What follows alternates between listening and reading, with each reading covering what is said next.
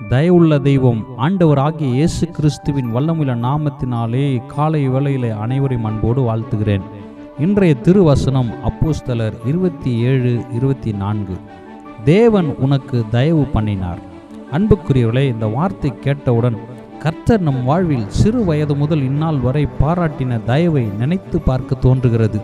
ஆண்டவரின் தயவுள்ள கரம் நம் மேல் இருந்ததினால்தான் இன்று நாம் உயிரோடு ஜீவனோடு இருக்கிறோம். கர்த்தருடைய கண்களில் நமக்கு தயை கிடைத்தது.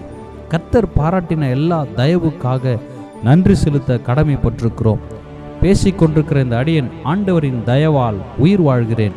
ஆண்டவரின் தயவு என் மேல் இல்லை என்றால் என்றோ மாண்டு போயிருப்பேன். கர்த்தருடைய தயவு என்னை வாழ வைத்தது. நன்றியை மறப்பது நன்றன்று.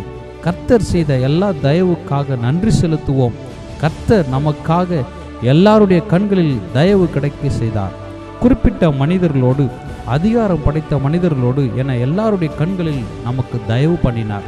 மனிதர்கள் மூலமாக நமக்கு நன்மைகள் கிடைக்கவில்லை. மனிதர்களினால் நன்மைகள் பயக்கவில்லை. மனிதர்களால் இந்த காரியம் நடந்தது என்று சொல்லாமல் அந்த மனிதர்களின் கண்களில் தயவு கிடைக்க பண்ணினது கர்த்தர் என்று சொல்லி தேவனை மகிமைப்படுத்துங்கள். தேவ பிள்ளைகளே, பயப்படாதிருங்கள், கலங்காதிருங்கள், நம்பிக்கையோடு காத்திருங்கள். கர்த்தர் நமக்கு ஏதோ ஒரு விதத்தில் தயவு பண்ணுவார், அற்புதம் செய்வார். நிச்சயம் அதிசயம் நடக்கும். தயை செய்திருக்கிற அருள்நாதர் இயேசு இன்று இப்பொழுதே நம் வாழ்வில் தயை செய்வாராக. ஆண்டவர் நம்மேல் வைத்த தயவு பெரியது. ஆமென்.